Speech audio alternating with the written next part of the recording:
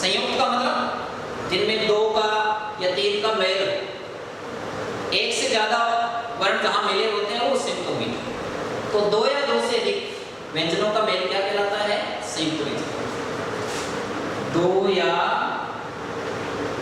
2 से अधिक व्यंजनों के मेल को संयुक्त व्यंजन कहते हैं। 2 या 2 से अधिक व्यंजनों के मेल को क्या कहेंगे? संयुक्त व्यंजन कहते हैं। संयुक्त का मतलब जो मिले हुए हैं, जिसमें एक से ज्यादा वर्ण यानी 2 या 3 या 4 जितने भी हैं वो मिले हुए हों, वो संयुक्त व्यंजन। तो संयुक्त व्यंजन होते हैं एक तो क्षय। क्षय जो है वो 2 वर्णों से मिलकर बना है, एक तो कै और एक क्षय। एक होता है त्रय, ये बनता है तय और रे से। एक होता है जे, ये मिलके बनता है जय और ये से। एक होता है श्रेय, ये मिलके बनता है सह और रे से।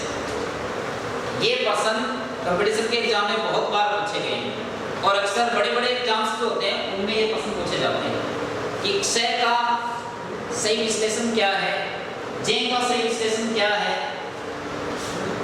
जैसे प्रश्न पूछे आपसे कि जे का सही विश्लेषण क्या है,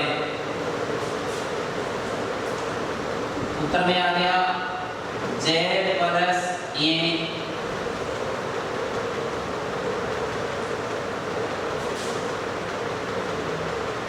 जय प्लस ये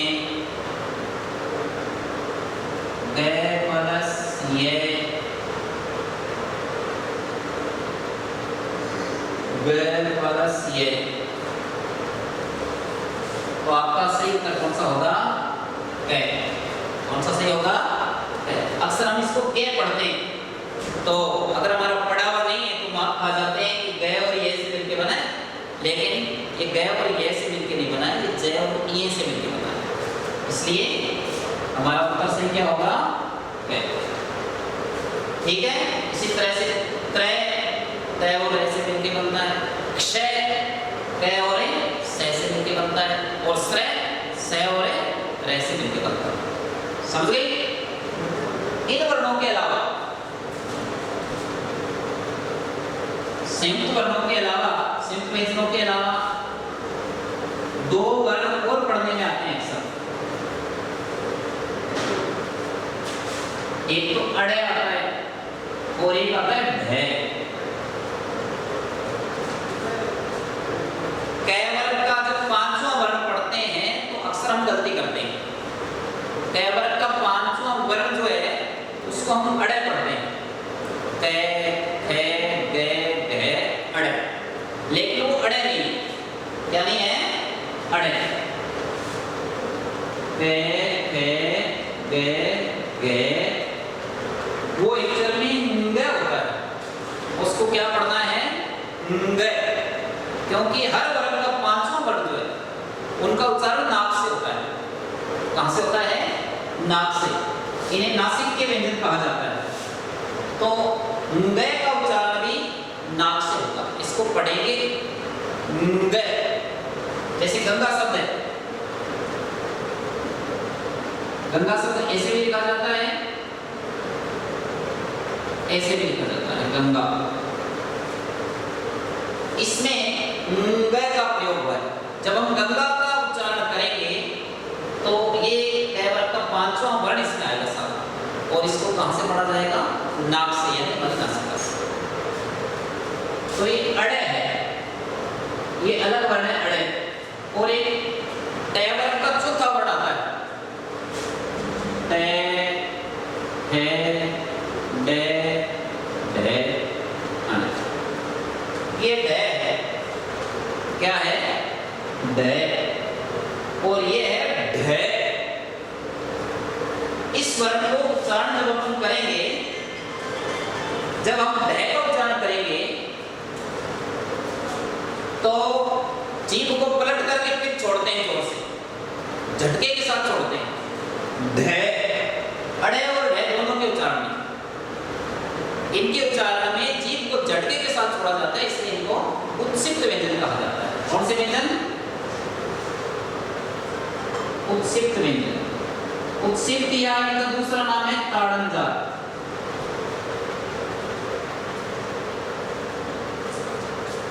जिन व्यंजनों के उच्चारण में जीभ को झटके से छोड़ते हैं, कैसे छोड़ते हैं? झटके से, उन्हें उत्सिप्त व्यंजन कहते हैं। जिन व्यंजनों के उच्चारण में जीभ को कैसे छोड़ते हैं? झटके से छोड़ते हैं, उन्हें उत्सिप्त या ताड़नजात व्यंजन कहते हैं।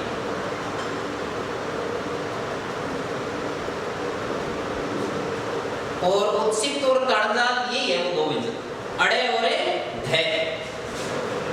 ये दो होते हैं, कितने होते हैं? दो।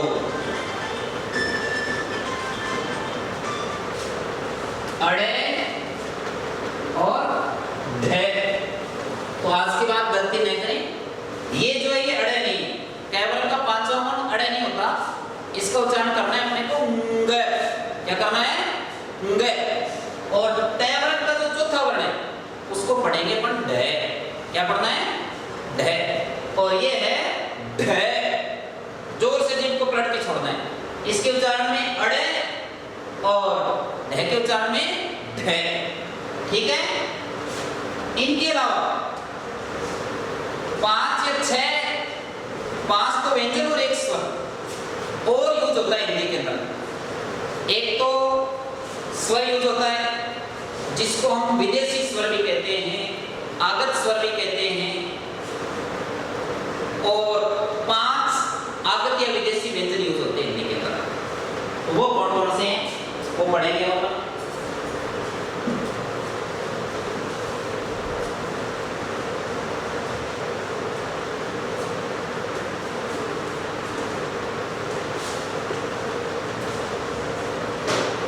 आगत स्वर, आगत या विदेशी स्वर।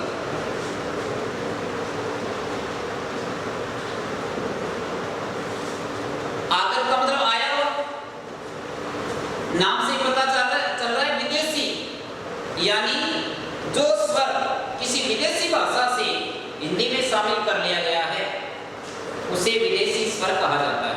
और हिंदी में एक विदेशी स्वर यूज होता है।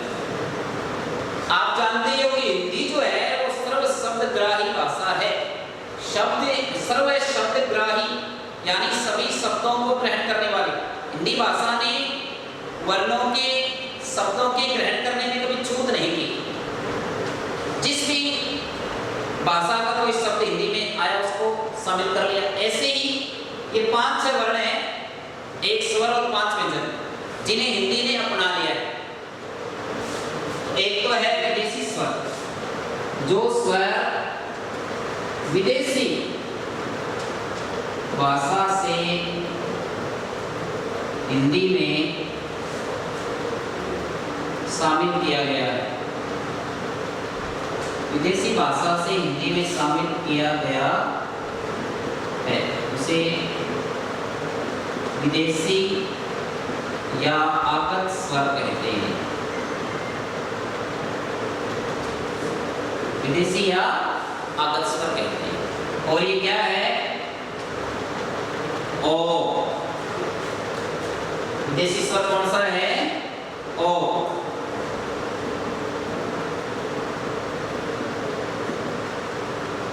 ये अंग्रेजी भाषा से हिंदी में शामिल हो। कौन सी भाषा से? अंग्रेजी भाषा से।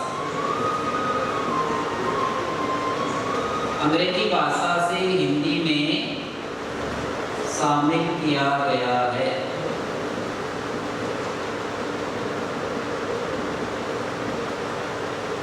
जानते विदेशी स्वर या आगत स्वर? विदेशी आगत स्वर ओ होता है, जिसको अंग्रेजी भाषा से हिंदी में शामिल किया गया है। अब इस स्वर, ये स्वर अगर हिंदी के किसी शब्द में लगा हो तो आप निश्चित रूप से बेहिचक उसको कौन सा लिखोगे? अंग्रेजी भाषा